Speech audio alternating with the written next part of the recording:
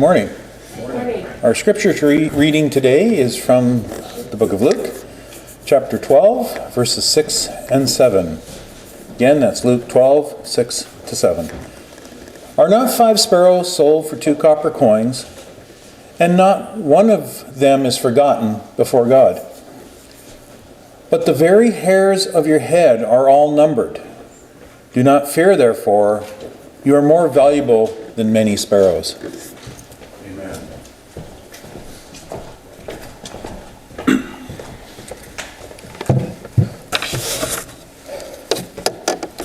Is humanity worth saving?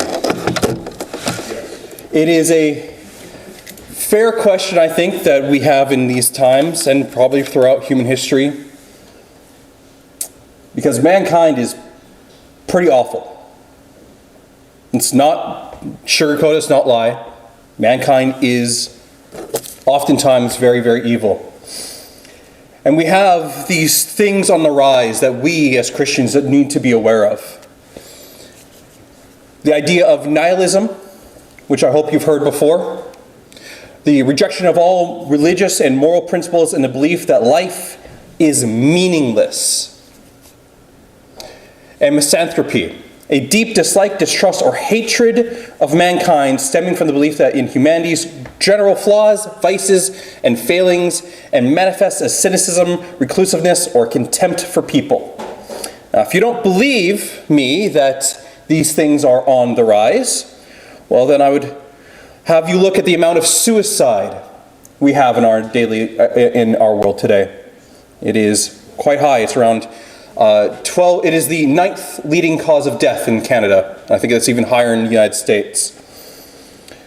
If you want an example of nihilism, in 2024, I think about 3 people set themselves on fire due to protest some position. One of the famous ones was protesting the Israel-Palestine war. And I don't really care which side of it you're on at the moment.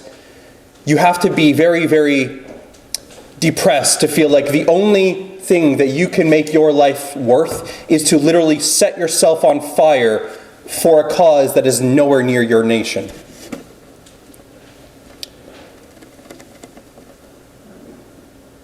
More and more people are believing that life is meaningless, so party hard. And we can see that the degeneracy and contempt for life is at all-time highs. And you may be going, Matt, but no, who is misanthropic? Who feels that humanity is evil and hates humanity? It's hating themselves. Oh, that very much exists. Ever heard the term humanity is a cancer upon the earth? I have for many, many years. That is a particular subset of climate activists saying. There are even billionaires who have this view. These things are on the rise. More so than ever before, they are gaining ground and more. And let's be honest, who's to blame them? They're kind of right, aren't they, in a way? I mean, let's be honest about humanity. It is horrible. And then as we look upon our media, it doesn't matter which side of the aisle you're talking about.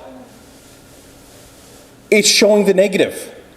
It's showing the evils that we do, the monstrous things.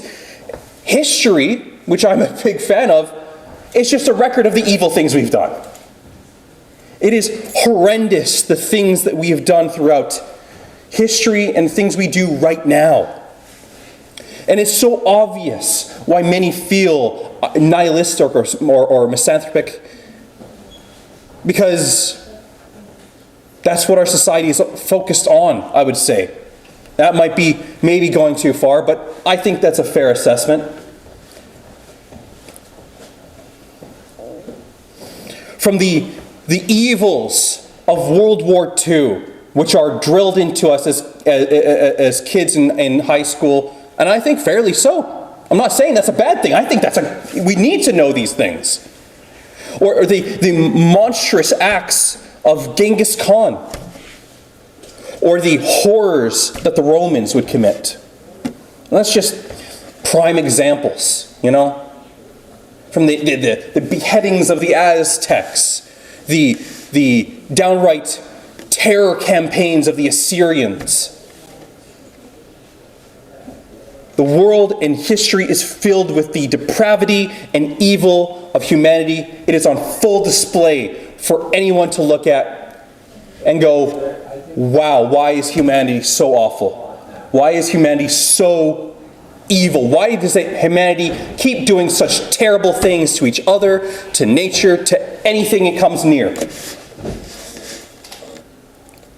It is no wonder why nihilism in particular is on the rise.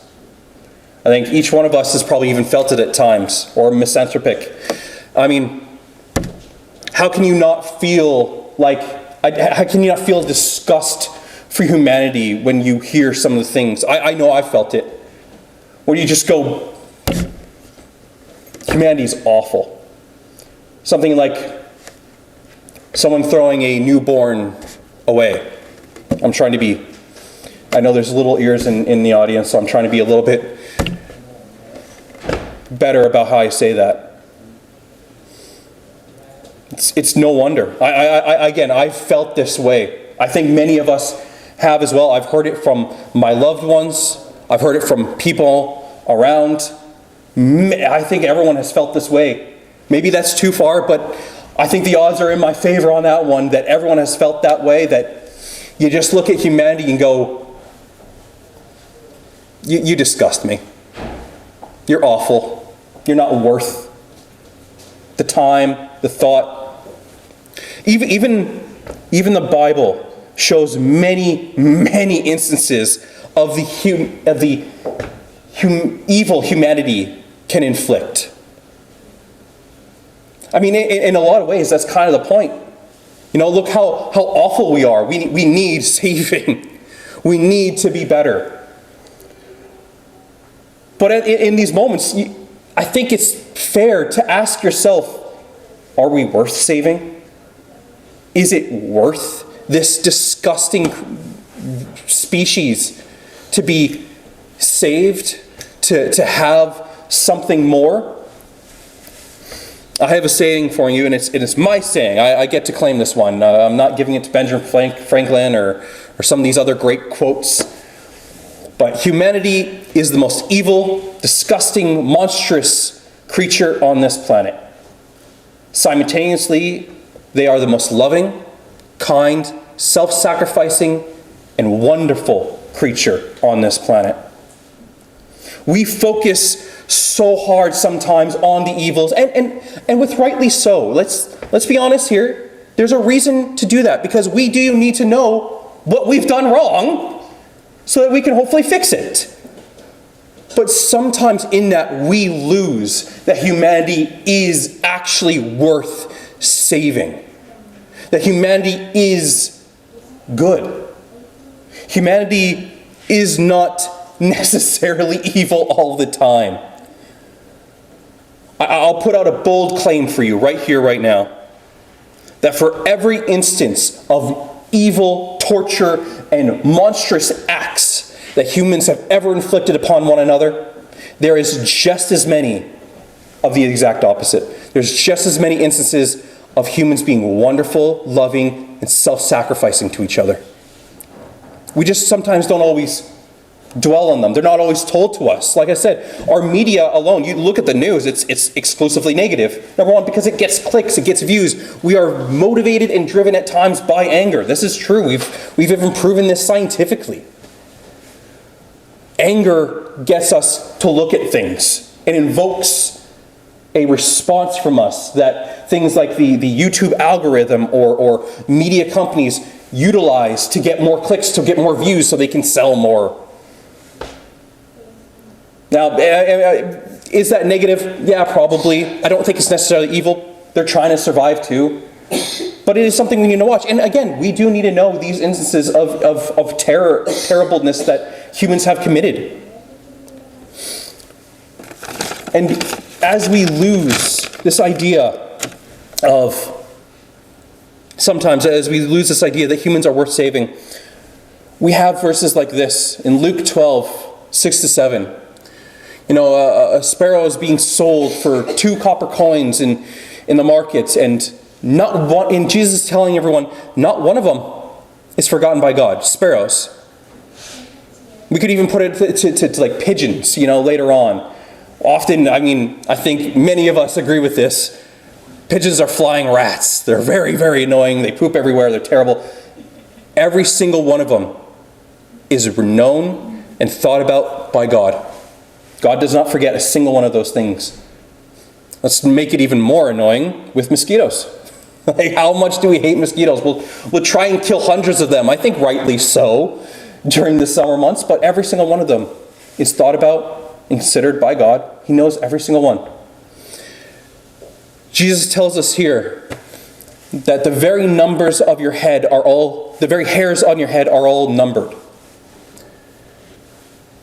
I don't know about you, but I don't know the number of hairs on my head. The people I love the most in this world, my wife and children, I got no clue how many hairs are on their head. I guess maybe I don't love them enough to take the time to count every single one. Now, if one of your loved ones is Rod, that's going to be very easy for you because it's 0. No offense. It's 3 unless you count the ears, then we're 5. There we go. Now, he's going to be a lot easier, but if your loved one is someone with a full head of hair, that's going to be a lot more difficult. Yet God loves you so much, considers you worth His time so much that He knows the number. I've heard this my entire life growing up in the church, but have you ever really thought about that? Like literally sitting down and counting the number of hairs on their head. Like it's just, you instantly go, no, I would never do that. It would take way too long. I'd probably screw up 1,000,000 times, and it's just not worth it. Understandably. Yet God loves you so much that He would put in the time. Now, I think He is all-powerful. He doesn't necessarily need to put in the time, but He knows that number. Jesus tells us that God knows that number. He worries about that. He thinks about that. He cares about you so much. He thinks that you're worth so much that He thinks about that. One of the most famous parables in the entire Bible is the lost son, sometimes called the prodigal son. This is incorrect wording of it. It's the parable of the lost son. In Luke 15, starting verse 11, going all the way down to, I believe, the end of the chapter, we get that parable. A man has 2 sons, and the younger one says, "Father, give me my share so I can go." And the father says, "All right, go. Here's your share of the inheritance. Do what you want." And of course, what does that son do? He does wicked things. He squanders it, as the Bible says, in wild living or in hedonist living. I'm guessing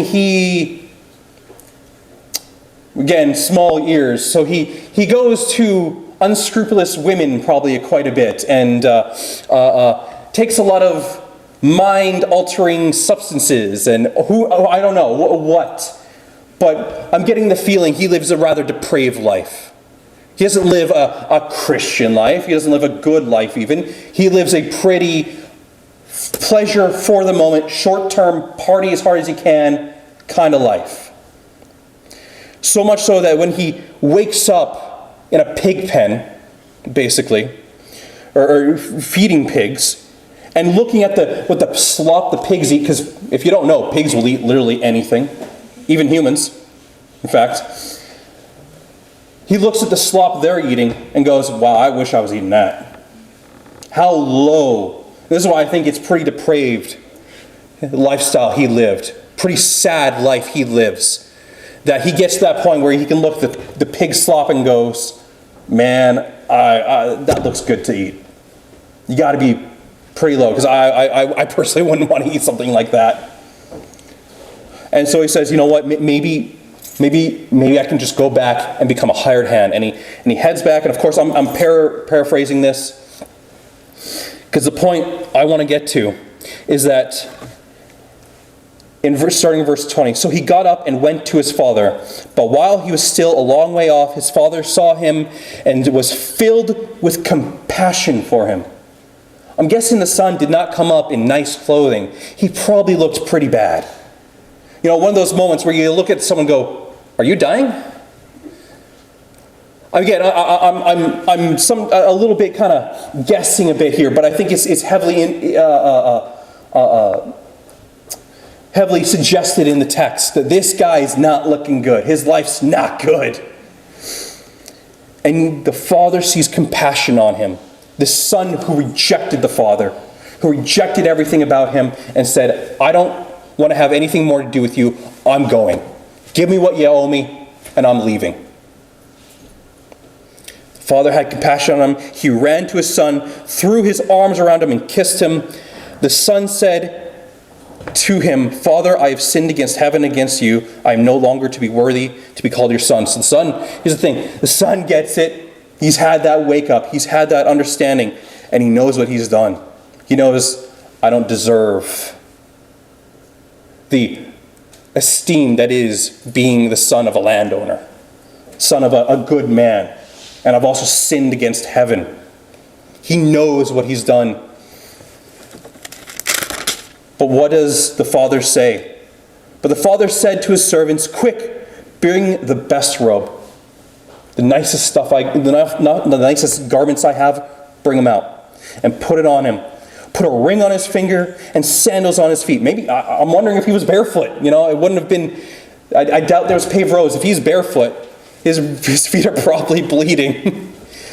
But put sandals on his feet. Bring the fattened calf, the prized calf. Kill it. And let's have a feast and celebrate, for this son of mine was dead and is alive again. He was lost and is found. And so they began to celebrate. The father loved the son so much that, the son had done awful things. Luckily, the son understood that, and that's why he came back. But the father loved him so much that he didn't care. He didn't care how depraved, how awful things had been for the son, what he had done to earn this horrible state that he had been in. He just cared that his son was back. This is how God feels about us, exemplified in the crucifixion of Jesus.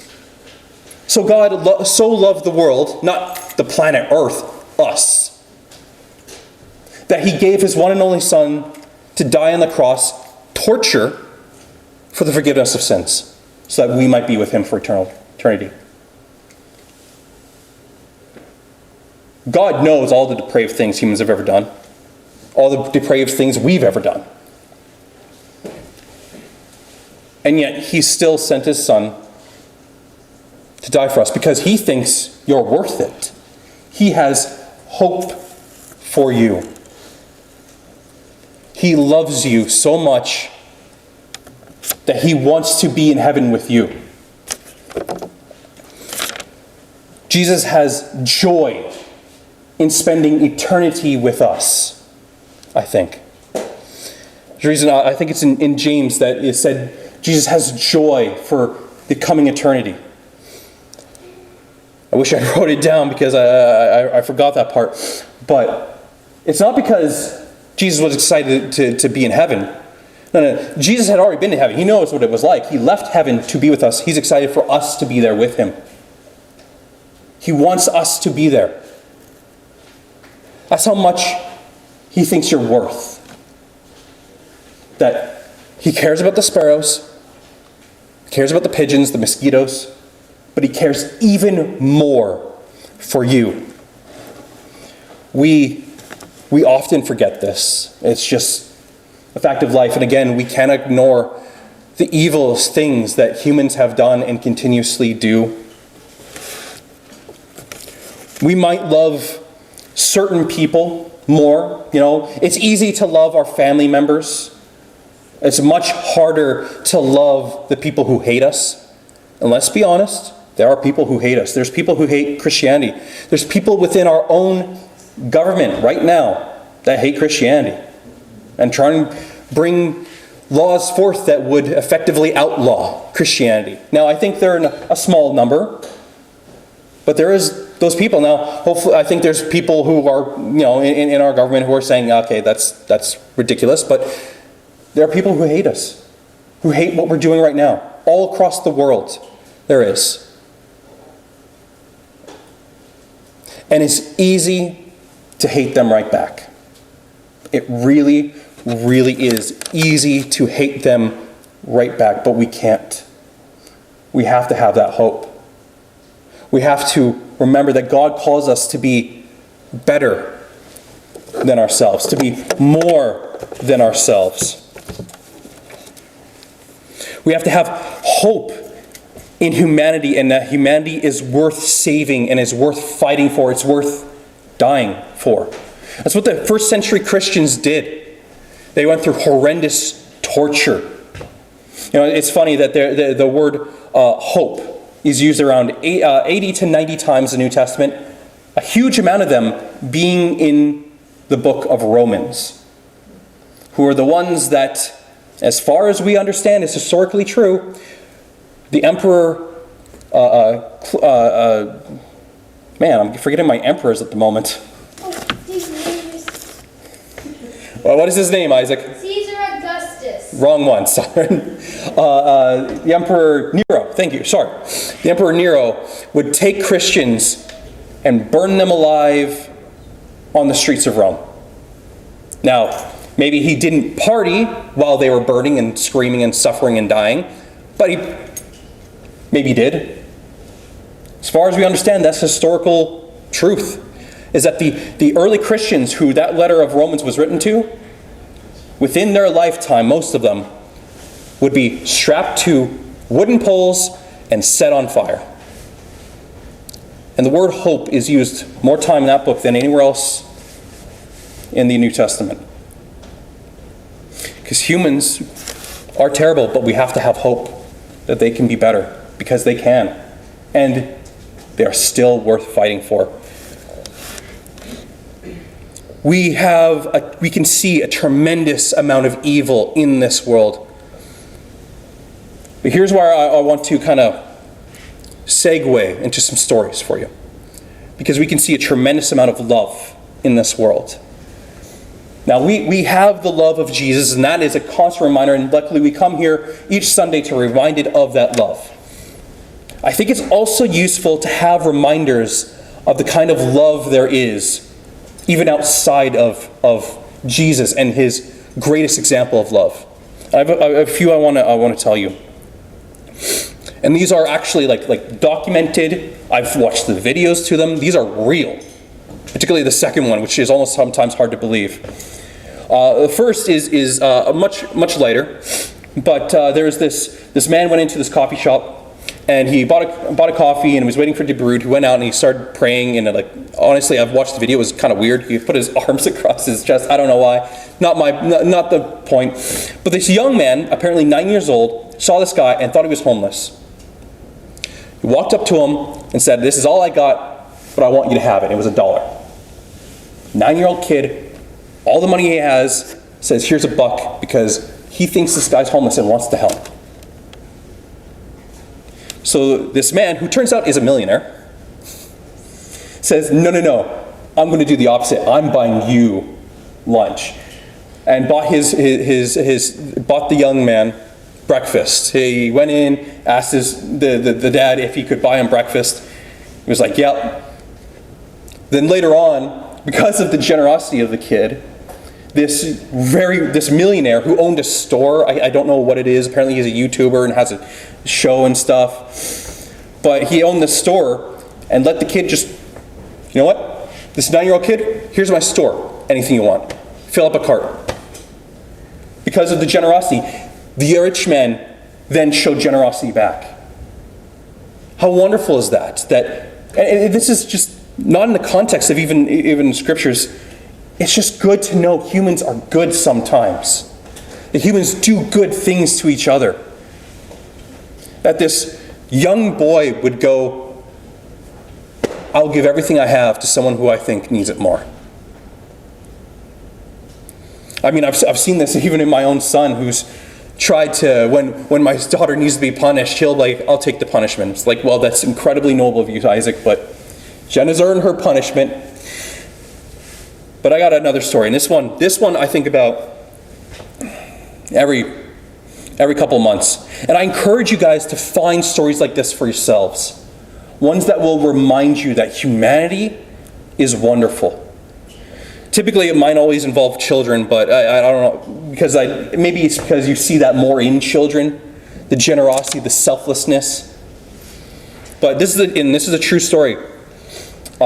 In 2014, a Romanian toddler, around 3 years old, a little boy, fell down a well. And if you watch the video, it's not a well, it's a pipe, personally. I think someone's already is themselves seen this video. But this little toddler falls down this well, and no one can get it. It's the thing's like maybe a foot and a half, maybe 2 feet in diameter. And hours go by as the rescuers are trying to get down to save this little boy. They start digging up the ground around the well. Because unfortunately, I wouldn't have fit down it. No one could fit down the well. No grown person could fit down the well to save this child.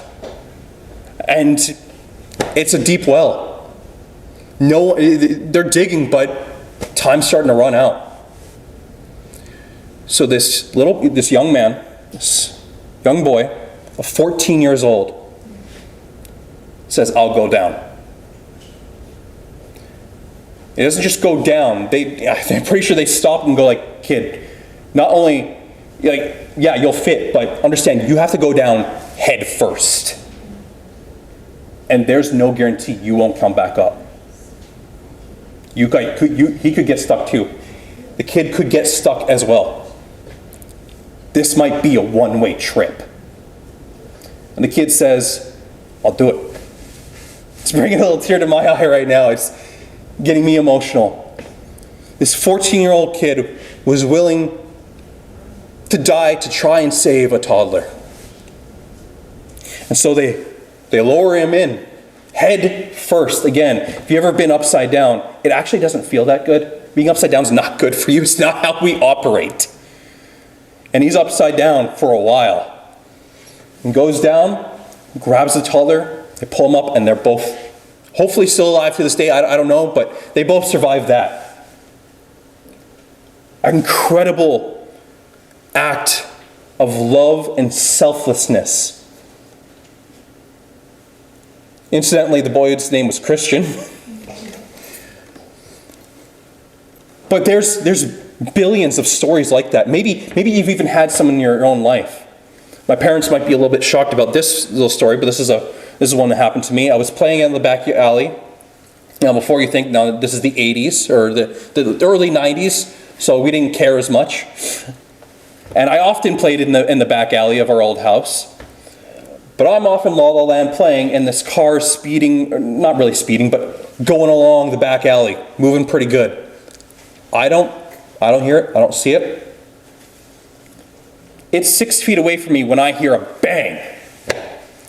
And what it is some stranger. I don't know who it was. I can't even think, to this day, I can't even think of his face. And I feel bad about that. Because this guy saved my life. He might have even been just a homeless guy. We lived in a rough neighborhood. He might have even been a homeless guy. I don't know. Maybe it was a neighbor. But he jumped out. He saw it. He jumped out in front of the moving car, forcing it to stop. Because the driver had not seen me. Maybe he was off in La La Land too.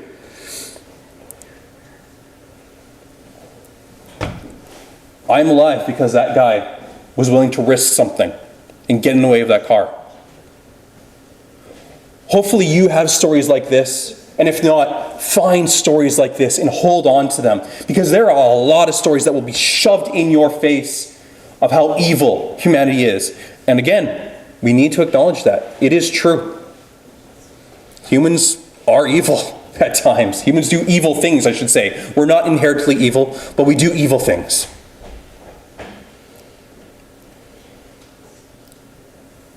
But hold on to those moments when humans do incredible, wonderful things. Because we got enough sorrow, we got enough pain, we got enough hopelessness in this world right now. To fight against nihilism or misanthropy is just by having hope and belief that, you know what, yeah, humans can suck, but humans can also be amazing. They can die for one another despite not knowing each other. They can sacrifice immense. They can go out of their way to feel a little pain so someone else can feel a little joy. Humans do that all over. It's happening right now. Somewhere in this city, I guarantee it. Because for every instance of evil, there's an instance of wonder, of love, of happiness, of charity.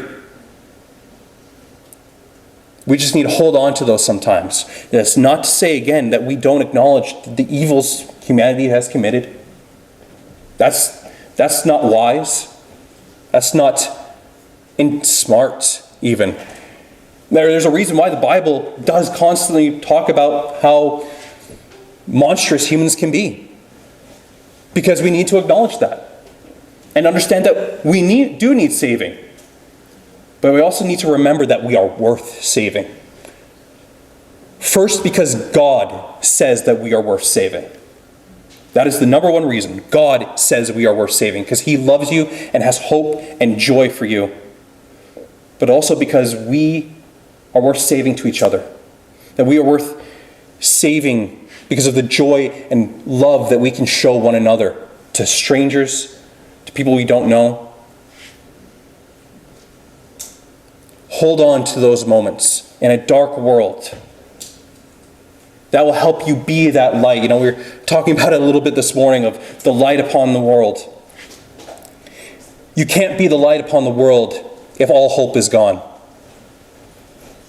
But if you have that hope and remember that, you know what, humanity is a very loving species, a very joyful species, a very self-sacrificing species, then you can shine that light.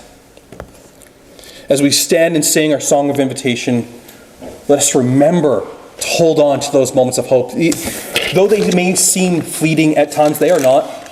They're an everyday occurrence. Humanity is worth saving. And as we spread the gospel, that is what we are doing. We're trying to save them because we want even our worst enemies up in heaven with us, being joyful and basking in the eternity that is God. As we stand and sing, let us remember that we sing, "My hope is built."